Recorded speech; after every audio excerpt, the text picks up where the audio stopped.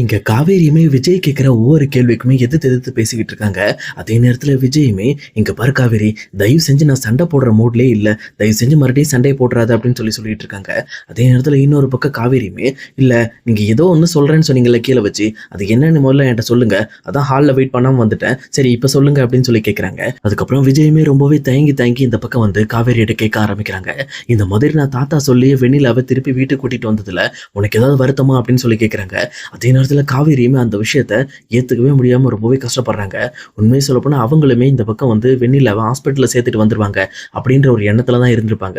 ஆனா மறுபடியும் அவங்க வீட்டுக்கு கூட்டிட்டு வந்த உடனே பயங்கரமா மனசை விட்டுருப்பாங்க.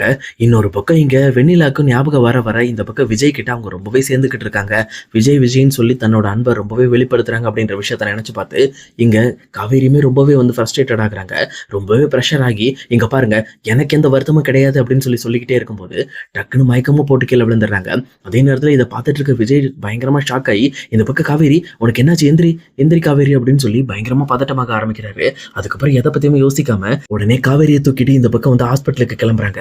அங்க போய் இந்த பக்கம் வந்து டாக்டர்கிட்டமே, "என்னாச்சு இவங்களுக்கு? இவங்க மயக்கம் போட்டு விழுந்துட்டாங்க" அப்படின்னு செக் பண்றாங்க.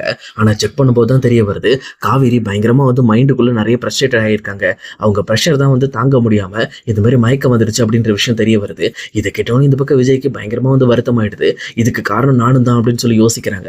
அதே நேரம் விஜயை தனியா கூட்டிட்டு போய் டாக்டருமே, "இங்க பாருங்க, அந்த பொண்ணு ஏதோ ஒரு விஷயத்த நினைச்சு ரொம்பவே வந்து ஃப்ரஸ்ட்ரேட்டடா ஃபீல் பண்றாங்கன்னு நினைக்கிறேன். அதனால அவங்க ப்ரெஷர் வராம இதுக்கு மேல பாத்துக்கங்க. மறுபடியும் இதே மாதிரி அவங்க மயக்கம் போட்டு விழுந்தாங்கன்னா அவங்க உடம்புல நிறைய பிரச்சனைகள் வர ஆரம்பிச்சிடும்" அப்படின்னு சொல்றாங்க. இதை கேட்ட விஜயுமே, இதுக்கு மேல எந்த ஒரு உண்மையும் நம்ம காவேரி கிட்ட மறைக்க கூடாது. நம்ம சர்ப்ரைஸ்ன்னு சொல்லி நிறைய விஷயங்களை பண்ணதுனால தான் காவேரிக்கு இப்படிப்பட்ட ஒரு நிலைமை ஆயிடுச்சு. அதனால இதுக்கு மேல இந்த ஒரு நிலைமை ஆகாம நம்ம பாத்துக்கணும்னு சொல்லிட்டு இந்த பக்கம் விஜயுமே காவேரியை டைரக்டா கூட்டிட்டு வீட்டுக்கு போயிட்டு இருக்காரு. போயிட்டு இருக்க வழியில காவேரி ரொம்பவே சைலண்டா இருக்காங்க. அதே நேரத்துல விஜயுமே, "ஏன் காவேரி, நீ எதை நினைச்சு ரொம்பவே ப்ரெஷரா ஃபீல் பண்ற?" அப்படின்னு கேட்கறாங்க. அதே நேரத்துல இன்னொரு பக்கம் இங்க காவேரியுமே, "ஏன் உங்களுக்கு அந்த விஷயம் தெரியாதா?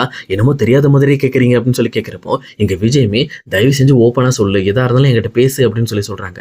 இதை கேட்ட காவேரியுமே, "ஆமா, எனக்கு நம்ம வீட்டில் நடக்கிற விஷயங்கள் எல்லாமே எனக்கு ப்ரெஷரா தான் இருக்கு. நீங்க பண்ற விஷயமா இருக்கட்டும், இந்த பக்கம் வெண்ணிலாக்கு நடக்கிற விஷயமா இருக்கட்டும், எல்லாமே எனக்கு ப்ரெஷரா தான் இருக்கு" அப்படின்னு சொல்றாங்க. உடனே விஜயுமே காரை வீட்டுக்கு போகாம வேற பக்கமா திருப்பி கொண்டு போயிட்டு இருக்காங்க. இதை பார்த்துட்டு இருக்க காவேரியுமே, "எங்க போறீங்க? வீட்டுக்கு தானே போகணும். அன்டைம்ல எங்க போறீங்க?" அப்படின்னு கேட்கிறப்போ, "ஒரு முக்கியமான பிளேஸ்க்கு போறோம், நீ வா, அமைதியா உட்காரு" அப்படின்னு சொல்லிட்டு இந்த பக்கம் காவேரியை அமைதியா உட்கார வச்சு அந்த பிளேஸ்க்கும் கூட்டிட்டு போயிடுறாங்க. அங்க கூட்டிட்டு போனதுக்கு அப்புறம் இங்க ரொம்பவே அமைதியா இருக்கு அந்த இடமே. அங்க போயிட்டு இந்த பக்கம் காவேரி கிட்ட, "இங்க பாரு காவேரி, உன்னோட ப்ரெஷரை குறைக்கிற மாதிரி நிறைய விஷயங்களை நான் உங்ககிட்ட ஓப்பனா பேசணும்னு நினைக்கிறேன்னு" சொல்லிட்டு இந்த பக்கம் காவேரி கிட்ட பேச ஆரம்பிக்கிறாங்க. ஆனா அதே நேரத்துல காவேரியுமே, "என்னோட ப்ரெஷரை உண்டு பண்றது நீங்க தான், அப்புறம் என்ன ப்ரெஷரை குறைக்க போறீங்க? பண்றதெல்லாம் பண்ணிட்டு எதுவுமே தெரியாத மாதிரி என்கிட்ட வந்து என்ன நல்ல மாதிரி பேசுறீங்க" அப்படின்னு கேட்கறாங்க. அப்ப இந்த பக்கம் விஜயுமே, "நான் என்ன பண்ணிட்டேன் உனக்கு எதிராக?" அப்படின்னு கேட்கிறப்போ, "நீங்க எனக்கு எதிராக எதுவும் பண்ணல. நீங்க அக்ரிமெண்ட் முடிய போற நேரத்துல எதுக்காக என்கிட்ட அக்கறை காட்டுற மாதிரி நடிக்க ஆரம்பிக்கிறீங்க? இன்னும் 5 நாள்ல தான் அக்ரிமெண்ட் முடிய போகுது இல்ல? எப்படினாலும் நம்ம டைவர்ஸ் பண்ணிக்க போறோம். நம்ம 2 பேரும் பிரிய போறோம். அப்புறம் எதுக்காக என்கிட்ட ரொம்பவே அன்பா இருக்கிற மாதிரி நடிக்கிறீங்க?" அப்படின்னு கேட்கறாங்க. உடனே விஜயுமே, "சரி அப்புறம் வேற என்ன?" அப்படின்னு கேட்கறாங்க. உடனே இன்னொரு பக்கம் இங்க காவேரியுமே, "இது மட்டுமா நீங்க பண்றீங்க? நீங்க பண்ற விஷயம் எதுவுமே எனக்கு தெரியல. சொல்லப்போனா டைவர்ஸ் பத்திரத்துல கையெழுத்து வாங்குறதுக்கு நீங்க எவ்வளவு ட்ரை பண்றீங்கிறத நானும் பார்த்துக்கிட்டு தான் இருக்கேன். அதே நேரத்துல அந்த வெண்ணிலாவுகிட்ட நீங்க ரொம்பவே க்ளோஸ் ஆயிட்டு இருக்கீங்க. வெண்ணிலாவும் சரியாயி உங்களை தான் தேடிக்கிட்டு இருக்காங்க.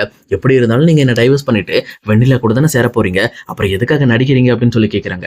அதே நேரத்துல விஜயுமே "இங்க பாரு காவேரி, நீ நினைச்சிட்டு இருக்க எந்த விஷயமும் உண்மை கிடையாது. நம்ம அக்ரிமெண்ட் க்ளோஸ் ஆக போறது உண்மைதான். ஆனா அந்த அக்ரிமெண்ட் பேப்பரையே நான் கிழிச்சு போடலாம்னு நினைச்சிட்டு இருக்க நேரத்துல தான் நீ வெண்ணிலாவை வீட்டுக்கு கூட்டிட்டு வந்துட்ட.